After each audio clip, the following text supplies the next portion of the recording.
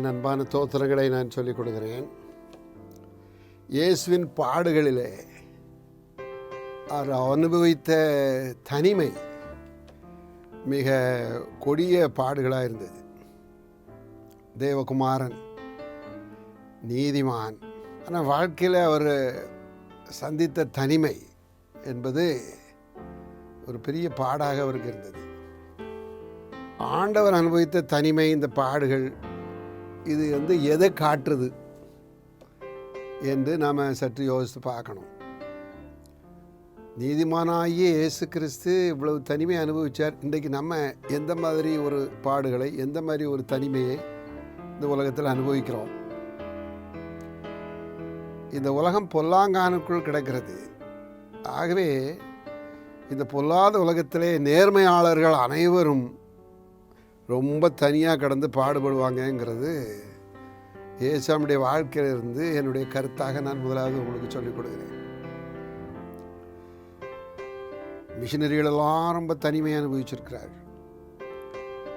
Nelson Mandela சிறைச்சாலையில் நீதிக்காக ஏராளமான காலங்கள் தனிமையை அனுபவித்திருக்கிறார். நம்ம நாட்டில் ஃபாதர் ஸ்டான் சுவாமி என்பவர்கள் சிறைச்சாலையிலிருந்து தனிமையை அனுபவித்திருக்கிறார்கள். தனிமை ஒரு தியாகம். அந்த தியாகத்தை ரொம்ப அதிகமாக அனுபவித்தார் ஆண்டவர் இயேசு. அந்த தனிமையை இந்த காலத்தில் அனுபவித்து கொண்டிருப்பவர்கள் ஆண்டவருடைய சீடர்கள். உலகத்தில் நேர்மையாக இருந்தால் கொஞ்சம் தனியாக தான் இருக்க வேண்டியிருக்கும். அது பைபிள்லேருந்து நான் எடுத்து உங்களுக்கு சொல்லுகிற கருத்து. இப்போ உள்ள ஊழியங்கள் எப்படி இருக்கிறது? அந்த தனிமையை ஊழியக்காரர்கள் அனுபவித்துக் கொண்டிருக்கிறார்களா? இது என்னுடைய கேள்வி, உங்களுடைய மேலான சிந்தனைக்கு என்னுடைய கேள்வி. இயேசு பிரானுடைய பிறப்பே ஒரு பெரிய தனிமை. பார்த்தீங்களா? ஒரு சிற்றூர், அறியப்படாத ஒரு ஊர், அறியப்படாத ஒரு குடும்பம், பிரசித்தி பெறாத ஒரு குடும்பம், சொந்த ஊரில் வாங்கன்னு சொல்கிறதுக்கு ஆள் இல்லாத ஒரு குடும்பத்தில் இயேசு பிறந்தார். அவர் குழந்தையாக கிடத்தப்பட்டிருந்த இடம் மாட்டுக்கு தீவனம் போடுகிற அந்த முன்னணை. அவருடைய பிறப்பே ஒரு ஊழியம், ஒரு உலகத்திற்கு இரட்சகர் என்ற பாத்திரத்தோடு ஒரு ஊழியம் எங்கே ஸ்டார்ட் பண்ணுறது பார்த்தீங்களா?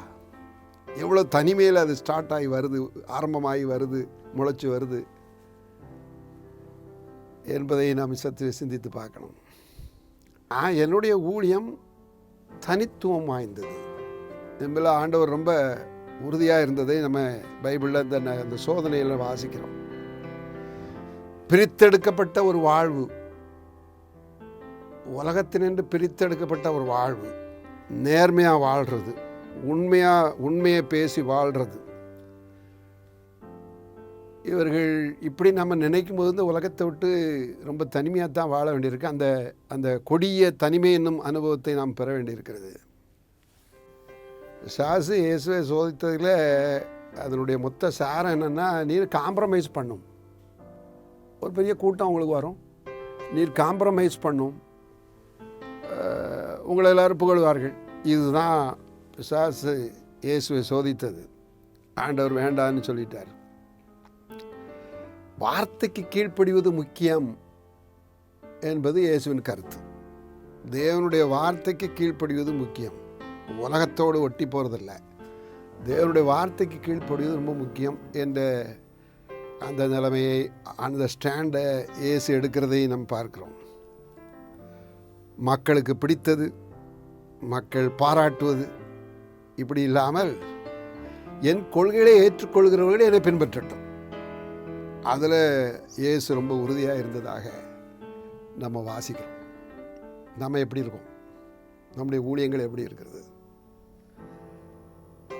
புரிந்து கொள்ளப்படாத இயேசு உலகத்தில் தனிமையில் ரொம்ப கொடிய ஒரு தனிமையை மக்கள் நம்முடைய நல்ல எண்ணங்களை புரிந்து கொள்ளாமல் இருக்கிறது. புரிந்து கொள்ளப்படாத ஒரு இயேசு. அவர் அற்புதம் செய்தார், கூட்டம் வந்தது. அவர் அதிசயமாய் மக்களுக்கு ஆகாரம் கொடுத்தார், கூட்டம் வந்தது. அவர் சீடர்களாக மக்கள் இருக்க வேண்டும் என்று உபதேசம் பண்ணினார். கூட்டம் பின்வாங்கியது. யோவான் 6ஆம் அதிகாரத்தில் அதை வாசிக்கிறோம். பெரிய கூட்டம் வந்தது. அதில் நிறைய பேர் ஆண்டவர் உபதேசத்தை கேட்டு நிறைய பேர் பின்வாங்கி போனார்கள். உடனே ஆண்டவருக்கு ரொம்ப மன கஷ்டமாக இருக்குது. அது தம்முடைய சீஷர்கள் பக்கம் திரும்புகிறார்.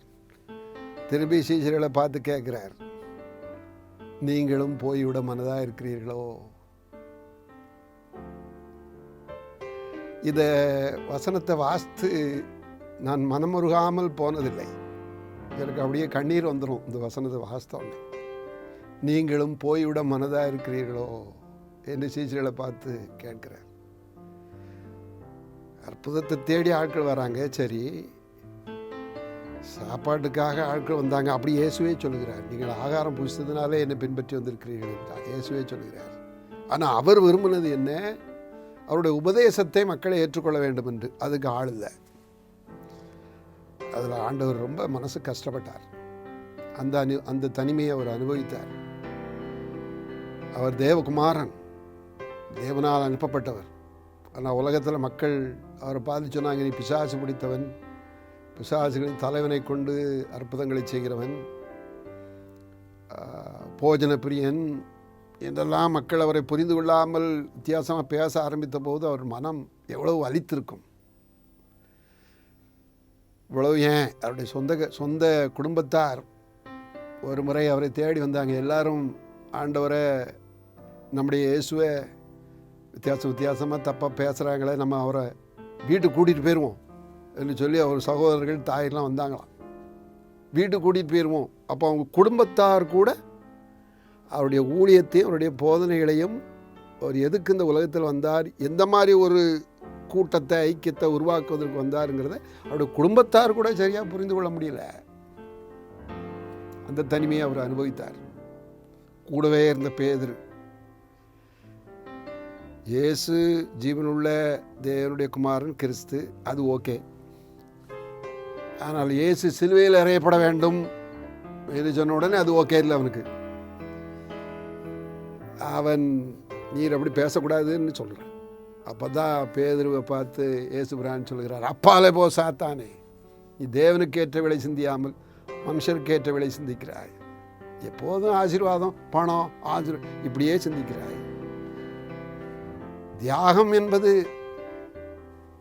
என்னுடைய வாழ்க்கையின் ஒரு பகுதி. தியாகம் என்பது நான் போதிக்கிறது முக்கியமானது என்பதை நீ புரிந்து கொள்ளவில்லை. அப்பாலே போ சாத்தானே என்று பேதுரு அவர் விரட்டுகிறார். எல்லாம் ஒருத்தருக்கும் சரியாக புரியாமல் இருக்குதே என்று திரும்ப சீஷர்களை கூப்பிட்டு அவர்களோடு பேசுகிறார். ஒருவன் என்னை பின்பற்ற விரும்பினால் தன்னைத்தான் வெறுத்து தன் சிலுவை எடுத்துக்கொண்டு அனுதினமும் என்னை பின்பற்ற வேண்டும் என்று சீஷர்களுக்கு அவர் சொல்கிறார்.